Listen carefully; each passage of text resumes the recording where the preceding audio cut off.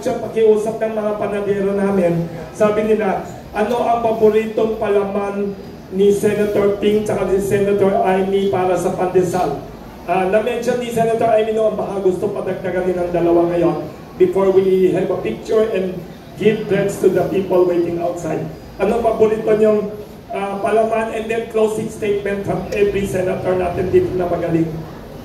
Ako, ang paborito kong palaman, palibasa Pilipino, ang pandesal, kesong puti. Ay, marami kami dito. Wow. Ayun, yun ang paborito ko, pero napakataas ng cholesterol, pero dahan-dahanin lang. May Carabao, kesong puti kami dito, Carabao milk. Si Senator Ping naman, anong paborito niyong palaman sa pandesal nung bata kayo sa Cavite o ngayon?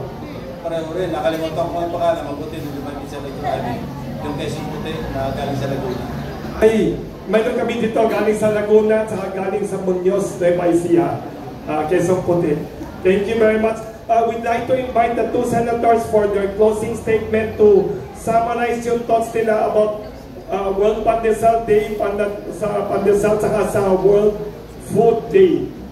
Closing statement from Senator Amy and Senator Ping Lacson.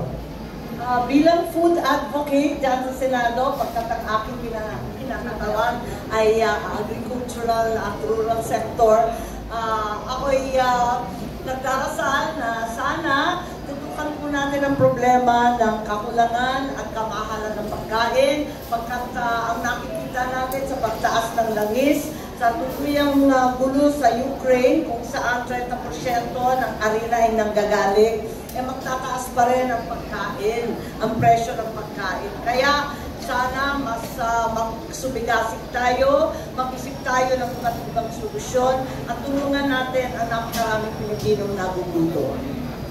Senator Ping Lacson. Viewers lang, mabuhay ang pandesal. Thank you very much to everyone.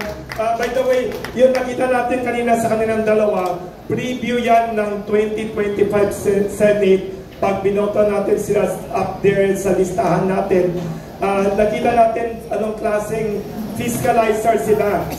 Better than the opposition sila, fiscalizer, fearless, saka mautak, masipag. Thank you. Would like to have a picture with the largest pandesal gawa ng